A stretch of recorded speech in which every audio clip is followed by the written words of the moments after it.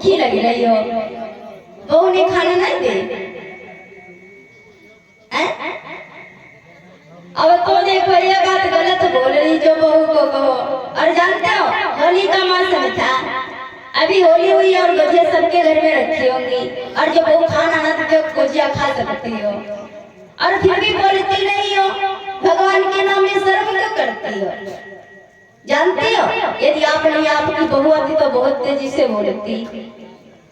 और बहू को संग में लेकर आया करो, क्योंकि धर्म के कार्य में जितने लोग आओ उतना ही कम होता है। देखो जो बहू ने खाना ना दिया हो तो हम बता दे, नहीं कहते कि मम्मी जी को भी खाना दे दिया करो। और आप लोग देखो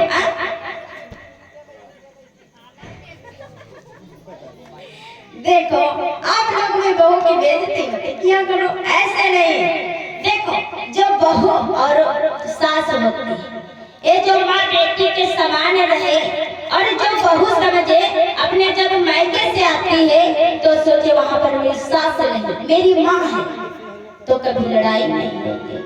और जो सास होती है इसमें तो भाई कभी होती, ऐसा नहीं है कि मैं कभी नहीं होती, कभी जब दोनों होती है। जो सास होती है ये भी अपनी बहू को बहू ना समझे, इसको बेटी के समान समझो, ऐसा नहीं वो भी किसी की बेटी ही है, जैसे आपकी बेटी है वो भी किसी की बेटियां है, नहीं है। अपनी बेटी को जिस प्रकार से अपनी बेटी को प्यार देती इसी प्रकार से अपनी बहू को दो प्यार, और बहू भी जिस प्रकार से अपनी मैया से प्रेम से बोलती है, हंसकर बोलती मैया, हर एक चीज वह प्यार से करती, उसी प्रकार जो अपनी बहू अपनी सास से बोले तो क्या बात रहेगी। तो पता नहीं चलेगा यहाँ पर सास है या फिर बहू है, पता चलेगा। बिल्कुल माँ बेटी के तरीके से रहो, ऐसा नहीं जो बहू कोई गलती कर दे तो उसको समझा दो, ऐसा नहीं उसके लड़ने से हर एक कार्य हो जाता, ऐसा नहीं होता है भैया। एक माता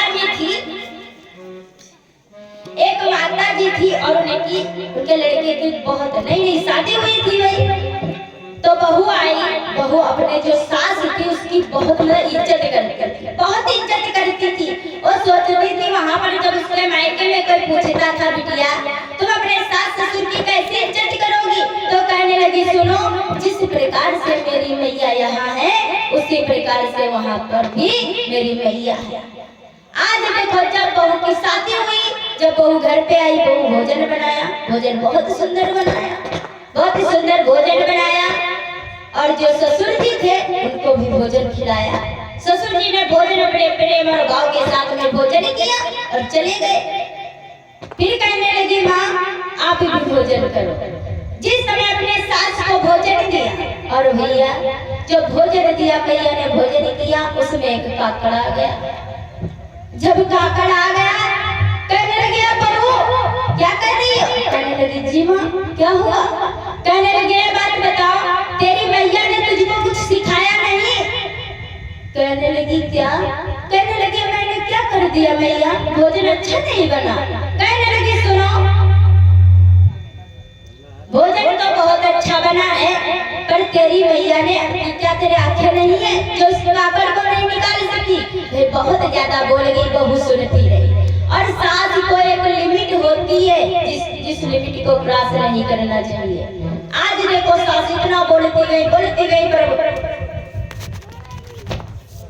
जो बहू थी कुछ नहीं बोली। जब बहुत ज्यादा ही बोलेगी तो कहने लगी माँ चल मेरे आंखें नहीं है और तेरे 32 दांत हैं, इनसे क्या काकड़ चबा नहीं सकती थी? कहने लगी तुम्हारे तो 32 दांत हैं, इनसे वहां पर काकड़ चबा जाओ। कहने लगी तेरी मैया ने यही कहता सिखाया? कहने लगी एक बात बताओ तुम्हारी मैया ने यही कहता सिखाया था कि बहू से लड़ना? अब तो तुमको एक अपनी मैया के समान मान रही थी, पर तुमने तो लिमिट क्रॉस कर दी। बोलो गोविंद भगवान की। इसीलिए मैया कहा जाता है किसी चीज की लिमिट क्रॉस नहीं करनी चाहिए। बहू जो है आपकी इज्जत कर रही है, जो आपकी इज्जत कर रही है, कोई छोटा सा कार्य बिगड़ जाए आप उसको समझा दो। समझाने में और लड़ने में क्या कोई दूसरी बात होती है? इसी जबान से आप चाहे मीठा बोलो, इसी जबान से कड़वा बोल सकती हो, इसी जबान से आप मिर्च भी बोल सकते हो, और इसी जबान में आपके अमृत है, अमृत जिससे आप अमृत में सबको सान सकती हो, और इसी जबान से ना जाने क्या बोल जाती है। कहीं कंडा फूटे फिर बुझो क्या होता है।